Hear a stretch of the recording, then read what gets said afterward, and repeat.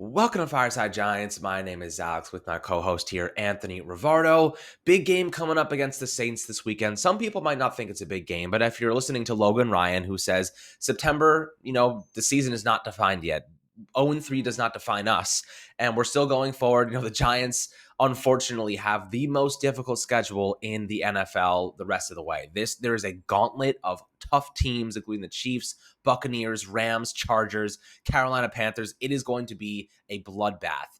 But maybe we'll squeak out a couple of close wins. Maybe we will turn it around. Maybe we'll execute at a better rate. Maybe Joe Judge will be a little bit more aggressive with his play calling as this team kind of struggles to get going on those 4th and 2s or 4th and 5s. Maybe go for it, take an opportunity, take a chance. You're 0-3. Now's the time. It's not time to be conservative. It's time to be aggressive and progressive with your play calling, Anthony. But we want to talk about some injuries today. There's a pretty good chance that Sterling Shepard and Darius Slayton will miss this weekend's game against the Saints at the Superdome with hamstring injuries. So big question mark there. How will they supplement those losses? And, we're going to talk about that. Maybe Tate Crowder, Isaiah Wilson coming in at like 400 pounds. Guys, an absolute unit of a person.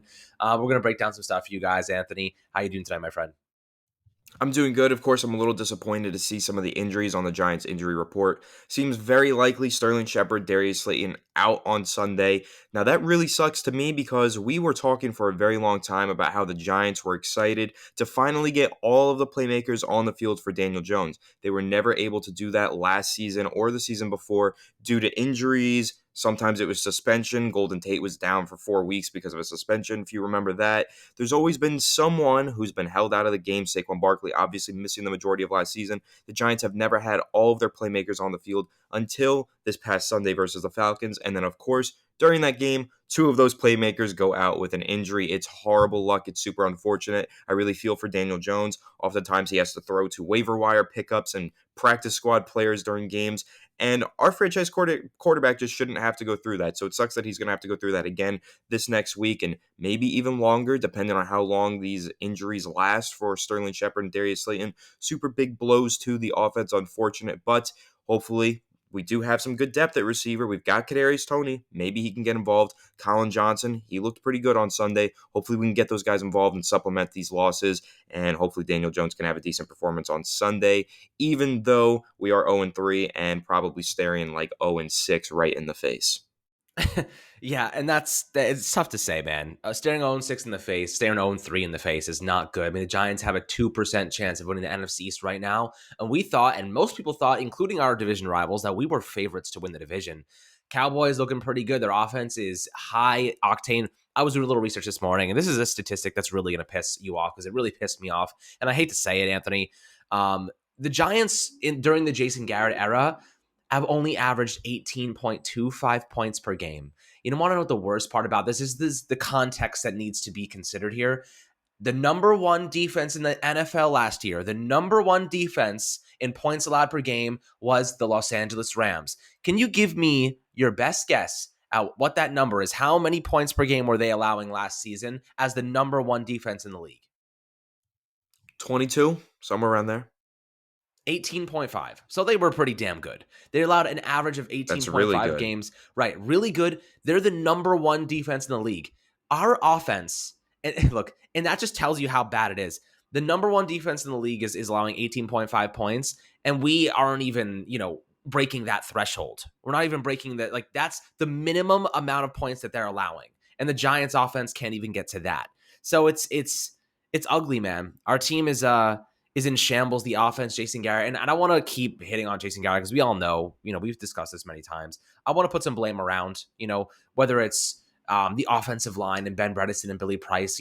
Apparently Matt Skira is going to be playing left guard this weekend. So we'll see how that works out for the Giants. Definitely a tough position for them to be, continuously moving around these offensive line pieces. Eventually they're going to have a solid unit.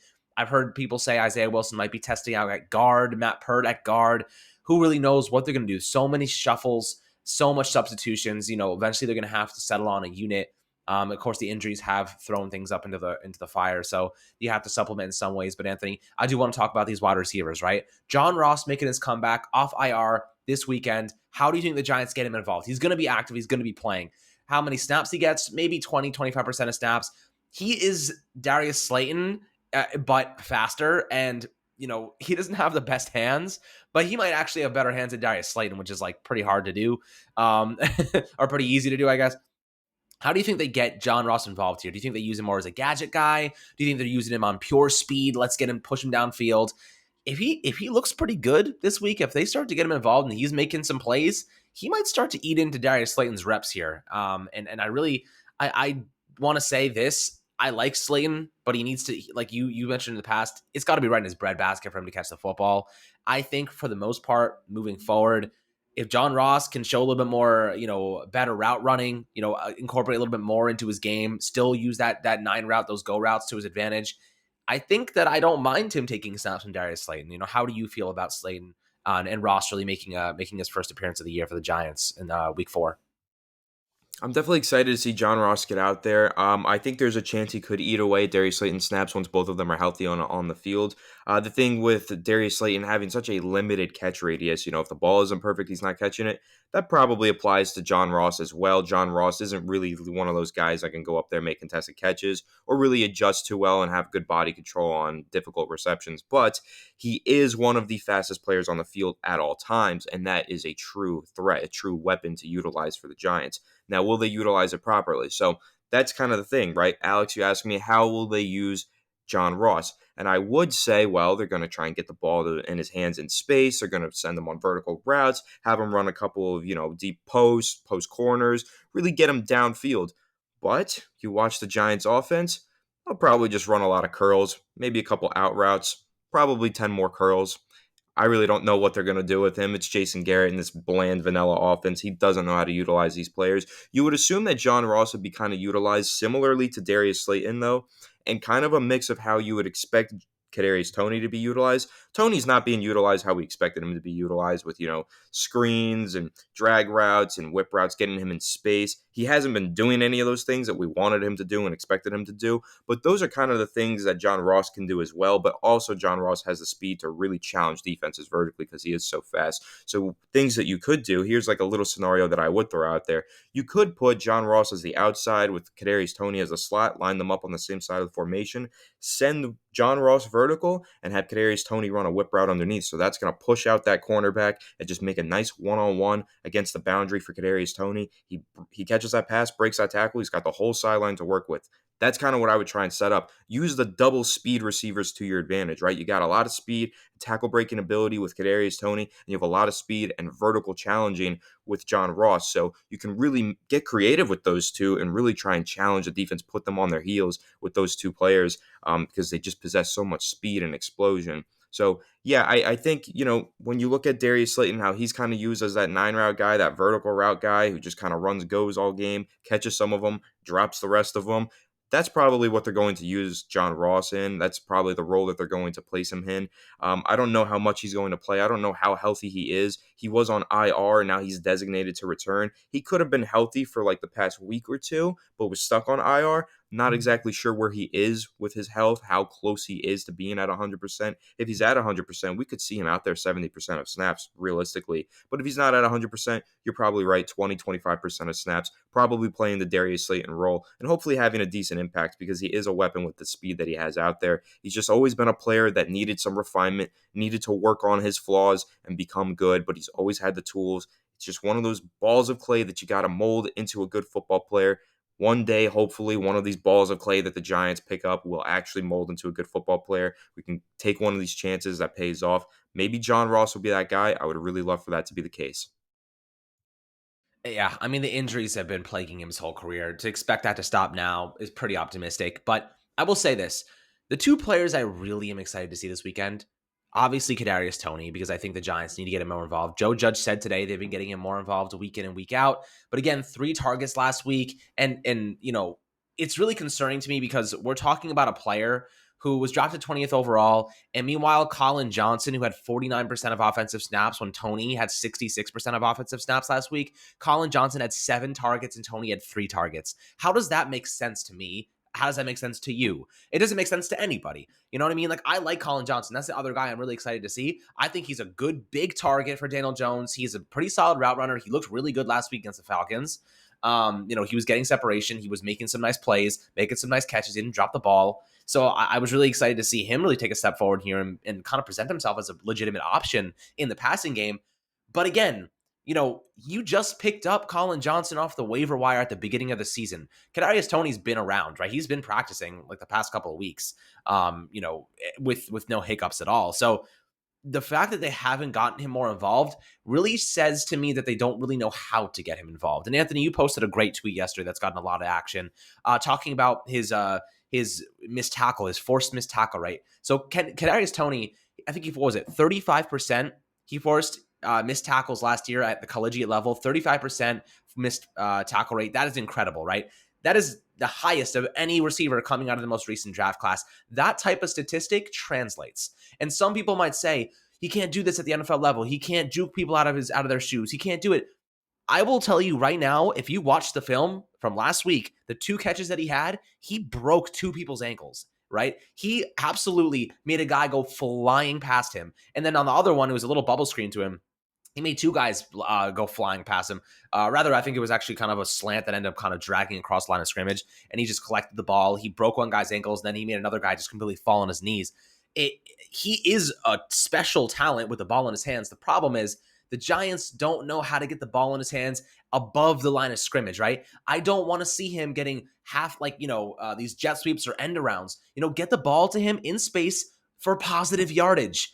I don't want to see him taking the ball behind the line of scrimmage because the Giants don't have good enough blockers. Sterling Shepard's their best blocker on the outside. He's not going to be playing this week.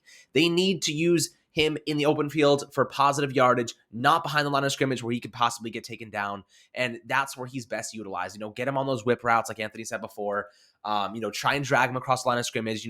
Maybe bunch him close to the line of scrimmage. You can use these rub route concepts. Maybe spray fade him to the outside, get him open, attack him deep. Teams that haven't seen him even run deep routes right now. Last week, they had a great route concept where him and Kenny Golladay attacked one cornerback. They were playing cover 3. They attacked one cornerback, and the cornerback had to make a decision. Am I going to travel with Kadarius Toney deep, or am I going to travel with Kenny Golladay on this little curl route about 10 yards, 15 yards out? The linebackers really bit on the play action. I really love the usage of play action there. And then they got it to Kenny Golladay, and the cornerback decided, I'm going to travel with Kadarius Toney. Otherwise, it would have been an easy touchdown. And Kadarius Toney is having his first touchdown of the year. So hopefully they can get him more incorporated here. I think using him on bubble screens, getting some blockers out in front of him, using him on the short intermediate portions of the field, maybe attacking the seams with him would be a good idea. They can do so with the tight ends as well and the 12 personnel.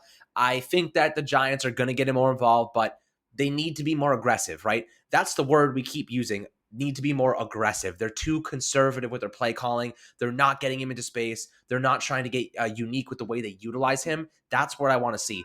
And I really do like Colin Johnson on the opposite side of the field. You don't always need speed guys on the outside, right? If you have 2 big possession receivers, you can push Evan Ingram up the seams. You can push Kadarius Toney up the seams.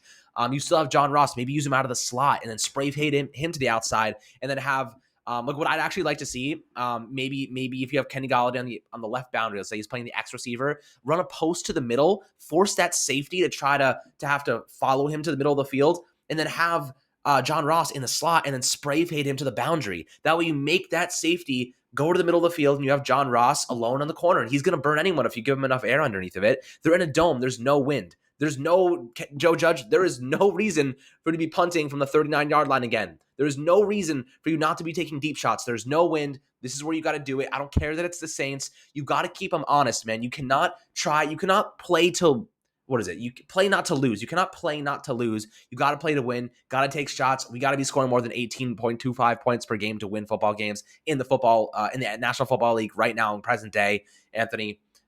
So how do you think that maybe they can get Colin Johnson involved? Losing Shep and Slayton definitely hurts. But I think this offense has more than enough weapons to be more than capable of scoring a lot.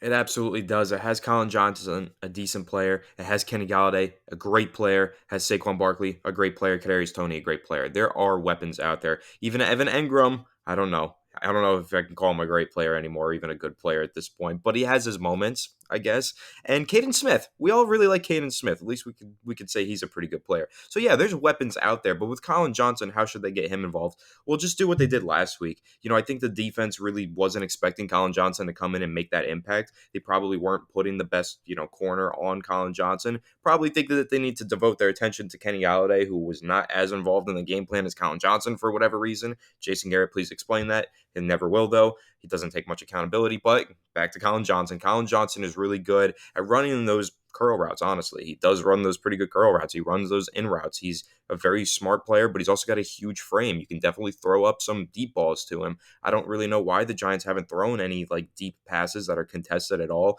It's those 50-50 balls to Kenny Golladay that we all expected them to be running.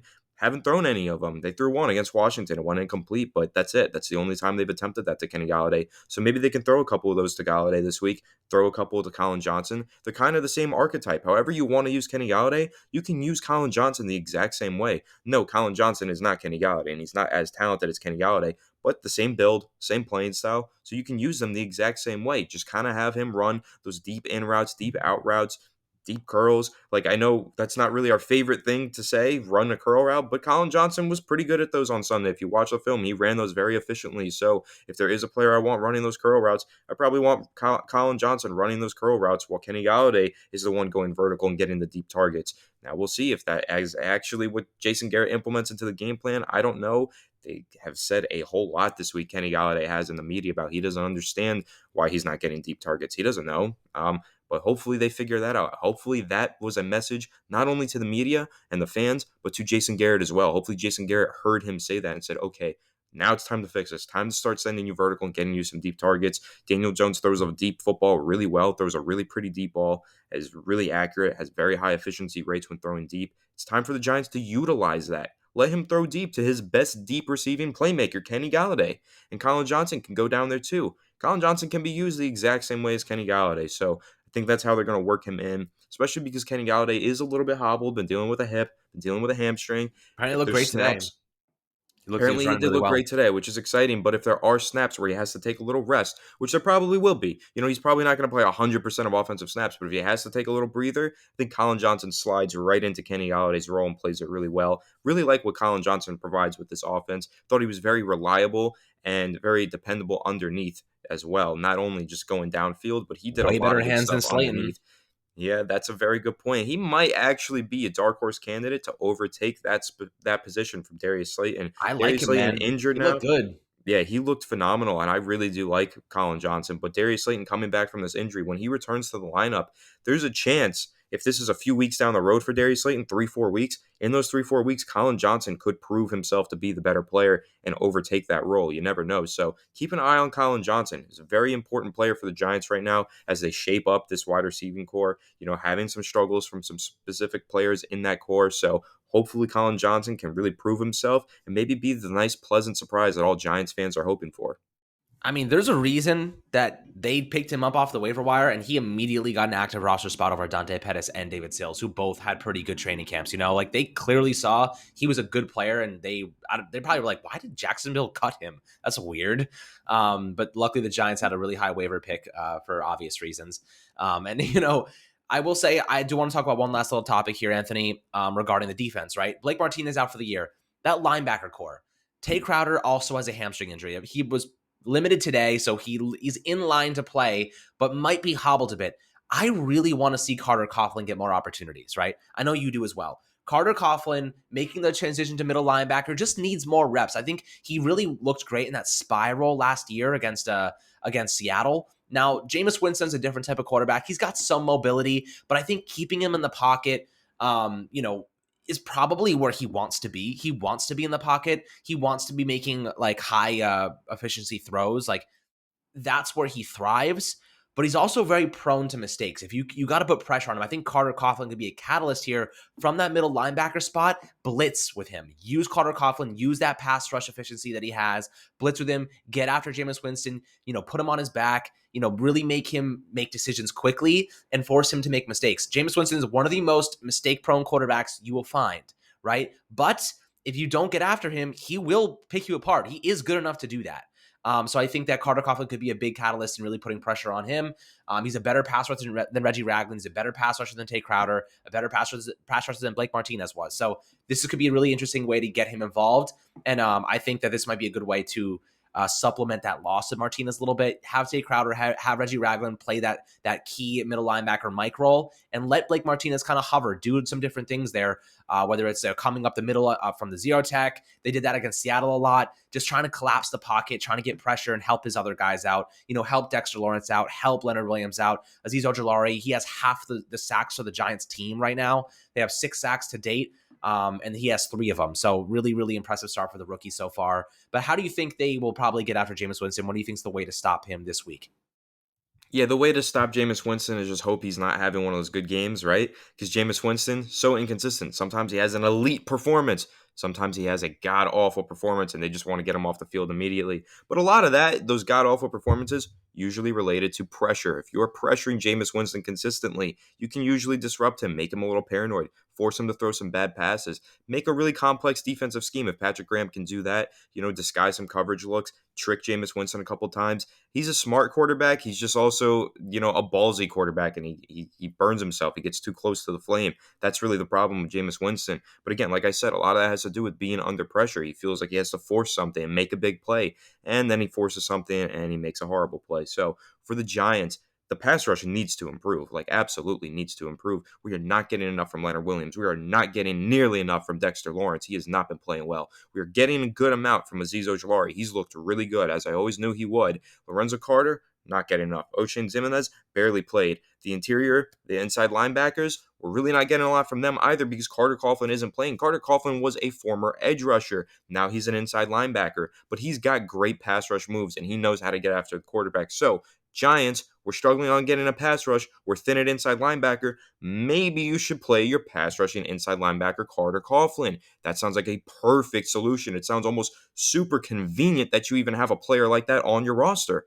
Maybe you should use him. Maybe it also sounds, just get back to the offense, sounds super convenient that you have such a problem with yards after the catch, but you have a guy like Kadarius Toney on your roster.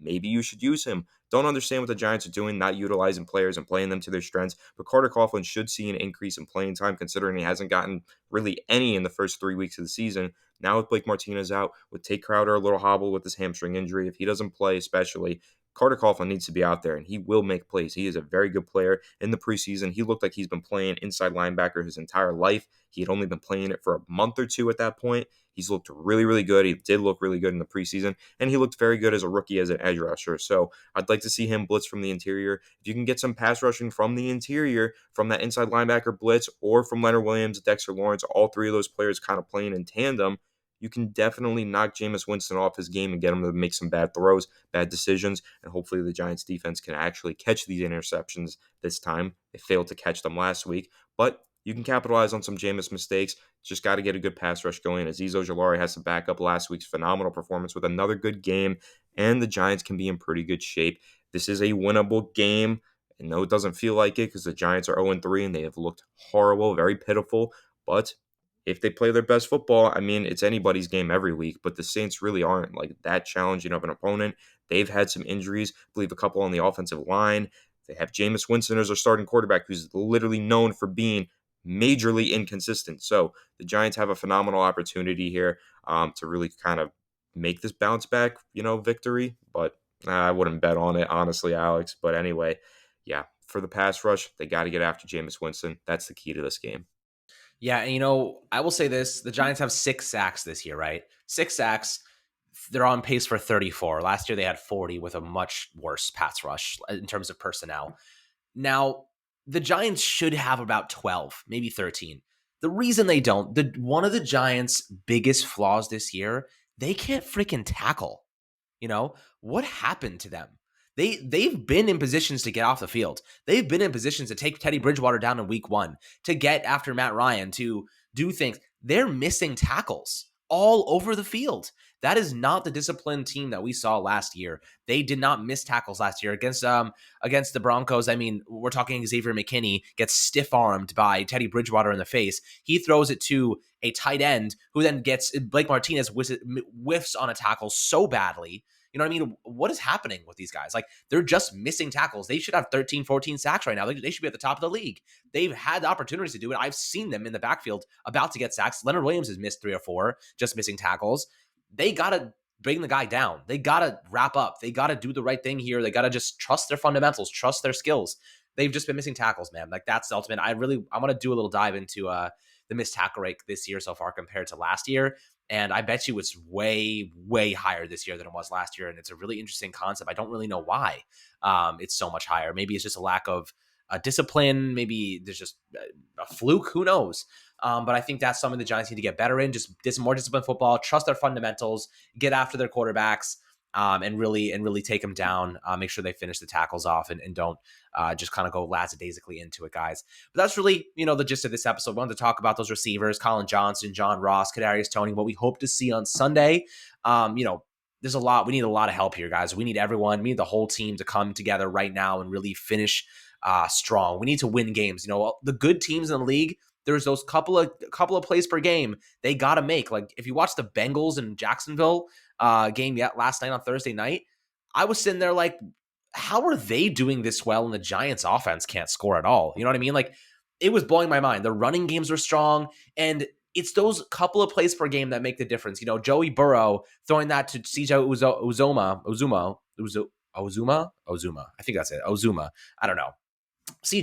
Joey Burrow throwing it to CJ on that last bubble screen of the game. He audibled, right? They gave him the freedom to make decisions on the field. Daniel Jones, I feel like he doesn't have that freedom. I feel like Jason Garrett's like, you're running this play, and that's it. You're not allowed to audible. Like, you run this play. Yeah. And see. So I'll say something to that. Daniel Jones is allowed to audible, and Jason Garrett said that he did audible on the Darius Slayton 40-yard touchdown in week 2. Yeah. But the thing with that is it wasn't really an audible for Joe Burrow. It was actually pre-snap. He called the play to the offensive coordinator, and the offensive coordinator signed off on it. He said, they're not pass rushing me. I want an empty set. Maybe we can do something to Ozoma. Then he said, okay, how about this bubble screen?